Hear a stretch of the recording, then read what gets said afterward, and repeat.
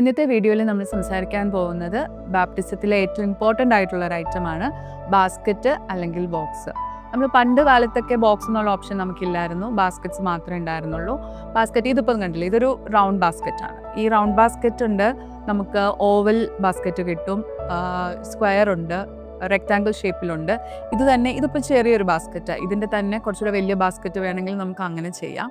നിങ്ങളുടെ theme colours ഏതാണോ ആ കളറിലായിരിക്കും നമ്മൾ ബാസ്ക്കറ്റ് ഡെക്കറേറ്റ് ചെയ്യുന്നത്. ഇപ്പോൾ കൂടുതൽ പേരും പ്രിഫർ ചെയ്യുന്നത് ബോക്സസ് ആണ്. ഇതിപ്പോൾ ഒരു വുഡൻ ബോക്സ് ആണ്. ഇതുപോലെ തന്നെ ട്രാൻസ്പെറൻറ്റ് ബോക്സ് ഉണ്ട്. നമുക്ക് ബോക്സസിൻ്റെ പ്രത്യേകത എന്താണെന്ന് വെച്ചാൽ നമുക്ക് ബേബിയുടെ പേര് കസ്റ്റമൈസ് ചെയ്തെടുക്കാൻ വേണ്ടി പറ്റും.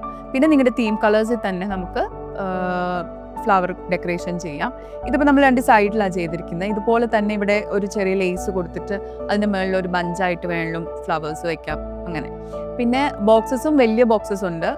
അതിൻ്റെ ഒരു ഉപയോഗം എവിടെയാണ് വരുന്നതെന്ന് വെച്ചാൽ, ഇപ്പം എന്താ ട്വിൻസ് ആണ് കുട്ടികളെങ്കിൽ 2 പേരുടെയും പേര് നമുക്ക് ആ വലിയ ബോക്സിൽ എഴുതാം. 2 പേരുടെ എല്ലാ സാധനങ്ങളും നമുക്ക് ആ ബോക്സിൽ വെക്കാൻ വേണ്ടി പറ്റും.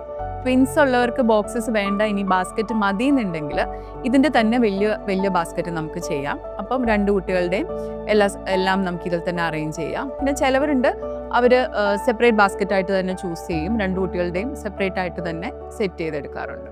ഞാൻ ഈ വീഡിയോയിൽ പറഞ്ഞ കാര്യങ്ങളെപ്പറ്റി നിങ്ങൾക്ക് കൂടുതൽ എന്തെങ്കിലും അറിയണം എന്നുണ്ടെങ്കിൽ വീഡിയോയിൽ കമൻറ്റ് ചെയ്യാം, അല്ലെങ്കിൽ ബയോയിൽ നമ്മുടെ കോൺടാക്ട് നമ്പർ ഉണ്ട്, സ്ട്രെയിറ്റ് ആയിട്ട് നിങ്ങൾക്ക് അതിൽ കോൺടാക്റ്റ് ചെയ്യാം.